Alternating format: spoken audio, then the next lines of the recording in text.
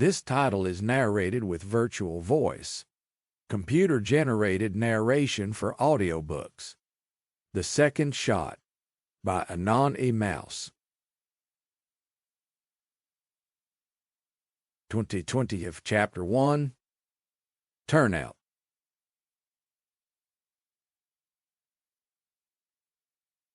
A.R.N. Bailey, Muskegon, Michigan. Mr. Bailey was a Democrat. That didn't mean much in his part of the country. There were plenty of Democrats in Michigan in 2020. When he was younger, however, his family was a rare breed in the Wolverine state. His father, George, had moved north from Mississippi as a boy in early 1961, carrying with his family a sense of Southern pride that never diminished, no matter how much their new Northern neighbors pushed back against it. One of George's first acts as a Michigan resident was registering to vote, and he proudly kept a portrait of Democrat Governor John Swainson hanging in his garage. It was in that garage where he tinkered regularly underneath his Rambler American.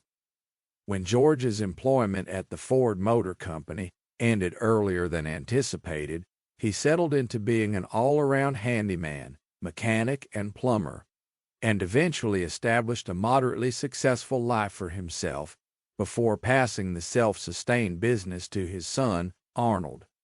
When George passed away on New Year's Eve 1992, the local paper made mention of it, dubbing him a Democrat before it was cool. 20 years later, it was no longer cool to be a Democrat. For most in the state of Michigan, it was merely a fact of life, the kind of identity one assumes upon birth and does not shed unless some jarring circumstance breaks the inertia. Sure, you could find Republicans in the state.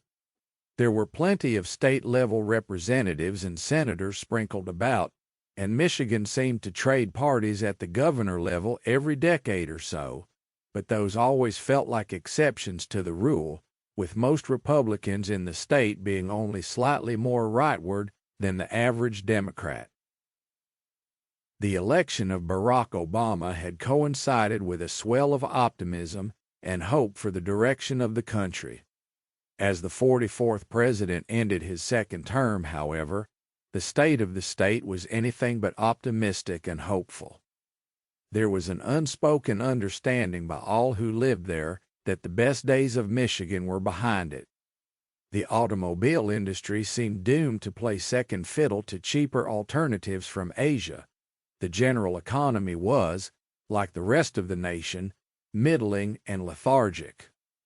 And as the election of 2016 approached, Arn felt less interested in participating in the political process than ever before, something his father would have been ashamed to discover. And then came Donald Trump. A joke at first, Trump's presidential campaign quickly became the biggest and most attention-holding headline of the election season. Having already decided that there was nothing Hillary Clinton was offering that could entice him to get off his couch and vote, Arn followed the Republican primary campaign with more interest than he had ever done before, not with an intention to vote, but more out of morbid curiosity. Something changed over the course of those summer months, however. While the pundits and television personalities continued to mock him, just as they had done on day one, Arn started to pay closer attention to the core of Trump's message, and the more he listened, the more he caught himself nodding along with what he was hearing.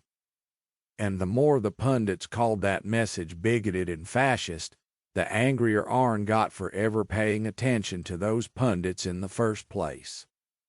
"It's not fascist to want a job," he grumbled to the television, alone in his living room. His wife Diane was already in bed. His son Andy was almost 10 hours away in Rocky Mount, Virginia. He was retired now, but not because he couldn't still turn a wrench. He was retired because the cost of doing business was too high.